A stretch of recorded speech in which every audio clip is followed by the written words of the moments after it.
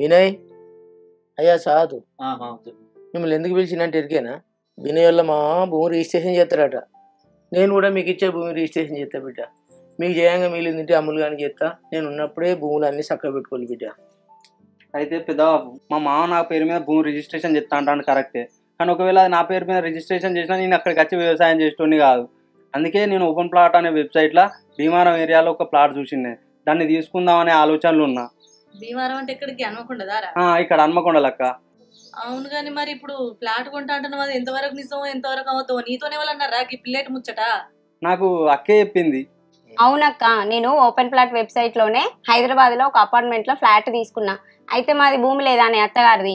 అది ఇక మేము ఇక్కడ వచ్చి ఉంటలేము కదా, ఆన్నే ఉంటాను. ఇక ఎవరు చేస్తారు అని చెప్పేసి అదే ప్లాట్ఫామ్ లో మేము పెట్టి అమ్మినాక మాకు మంచి ధర వచ్చింది. అదే ధరతోటి మా ఆయన ఏమన్నాడు, అరే మనం కిరాయికి ఉంటాం కదనే మంచి సంతిల్లు కొనుక్కుందామంటే అపార్ట్మెంట్ లో ఫ్లాట్ తీసుకున్నాం.